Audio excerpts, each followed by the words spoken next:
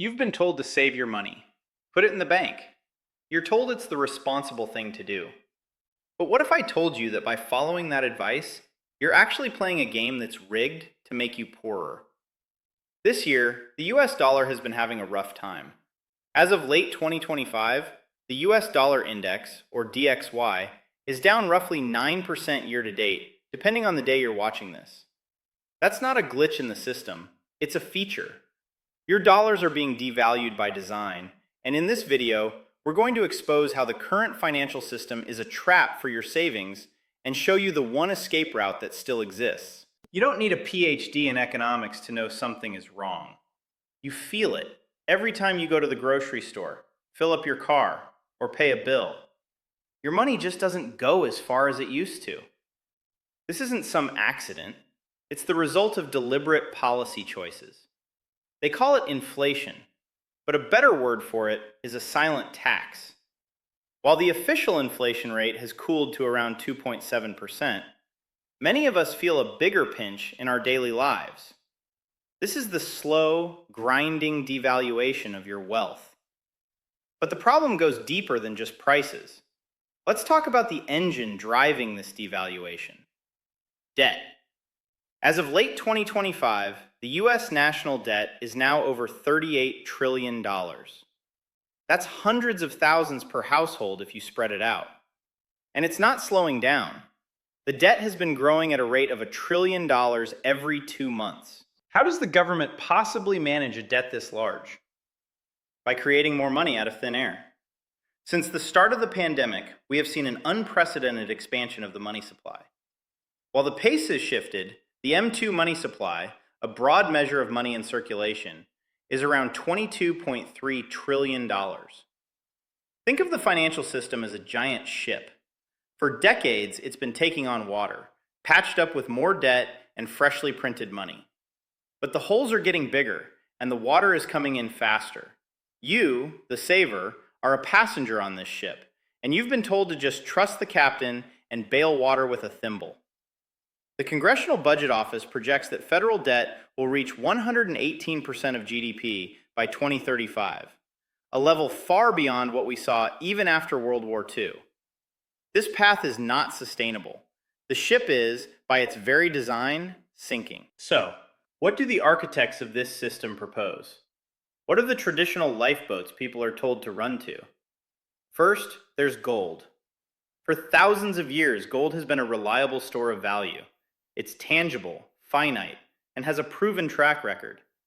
When panic hits, it's often the first safe harbor. However, gold has its limits. It's heavy, difficult to store securely, and you can't exactly use it for everyday shopping or send it across the world in an instant. It's a 20th century solution for a 21st century problem. But there is a far more sinister solution being prepared behind the scenes: central bank digital currencies, or CBDCs. You'll hear them marketed as a convenient, efficient, and modern upgrade to our money. Don't be fooled. A CBDC is not just digital cash, it is programmable money. It represents the potential for a complete loss of financial sovereignty. Imagine a world where the money in your account could have an expiration date. A world where your transactions can be monitored, censored, or even blocked if you buy something deemed unacceptable. This isn't science fiction. It's a real policy discussion, and how it's designed matters. Some designs could be more privacy-preserving than others. That's why the design debate matters. A CBDC is a tool of control, not a lifeboat. So, if your cash is a melting ice cube, gold has major drawbacks, and the future of government money looks like a cage. Where is the escape route? Where is the real lifeboat? This brings us to Bitcoin. Bitcoin is not a magic shield. It's volatile. The argument isn't all in. The argument is owning some hard money in a world of unlimited money is rational. Unlike the money in your bank account, Bitcoin is built on a different set of rules. Rules that can't be changed by politicians or bankers. So what makes it the ultimate escape route? It boils down to 3 key things. First, it's inflation resistant. There will only ever be 21 million Bitcoin, period.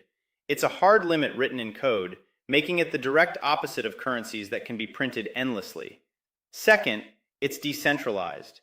There's no CEO to corrupt or government to pressure.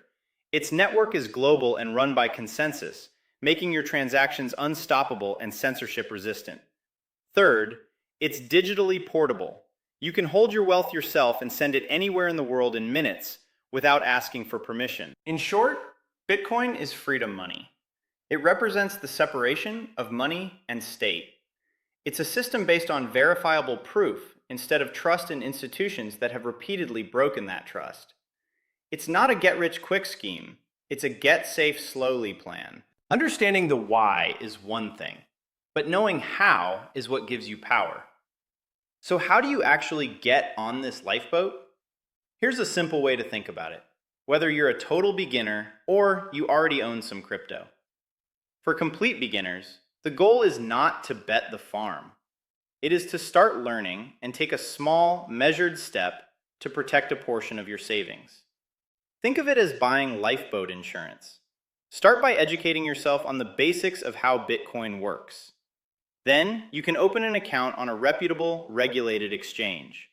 For many, the simplest path is through a spot Bitcoin ETF, which lets you get exposure to Bitcoin in a traditional brokerage account without the complexity of managing your own private keys. A smart strategy is dollar cost averaging, or DCA.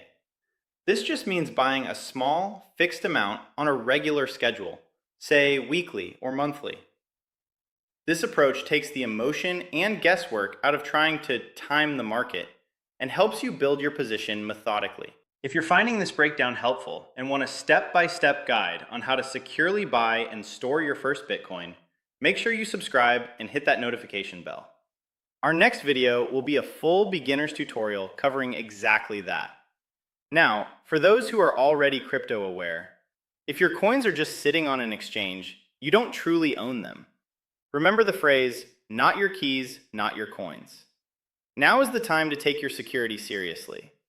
This means moving your long-term holdings into self-custody using a hardware wallet. It means learning about multi-signature setups for greater protection. It means stress testing your backup and recovery plan. In a world of increasing financial fragility, taking full ownership of your assets isn't just about security, it's how you protect your access to sovereign savings. Now, I need to be perfectly clear. This path is not a straight line up. Bitcoin is a volatile asset. Its price can have dramatic swings, and it can be influenced by market shocks. In some crises, we've seen money flow first to traditional havens like gold before finding its way to Bitcoin. This is why a balanced approach is critical. This is not about selling everything you own and going all in on Bitcoin tomorrow. It's about recognizing the profound risks in the traditional system and taking prudent steps to diversify. It's about keeping a healthy emergency fund in cash for immediate needs while allocating a percentage of your long-term savings to an asset that cannot be debased. It's about adding a powerful, non-correlated, and sovereign asset to your portfolio as a hedge against the inevitable failure of a system built on ever-expanding debt. We are standing at a fork in the road. One path leads toward more control, more debasement, and the slow confiscation of your wealth through inflation. It's the path of central bank digital currencies, of endless debt, and of financial censorship. The other path leads toward freedom, sovereignty, and mathematical certainty. It is a system open to anyone and controlled by no one. That is the promise of Bitcoin. The great cash devaluation isn't a future prediction. It is happening right now. You can feel it. But you don't have to be a passive victim. You can choose to learn. You can choose to act. You can trade your melting ice cube of cash for a piece of the most secure, finite, and transportable store of value humanity has ever invented. The choice is between a system of control and a system of freedom. Now, you know the way out. What do you think is the biggest threat to your savings today? Is it inflation, debt, or something else? Let me know your thoughts in the comments below. And if this video opened your eyes to the financial reality we're facing, please give it a like and share it with someone who needs to hear this message. Take control. Next video, we build the next layer of the plan. Watch the plumbing, not the headlines.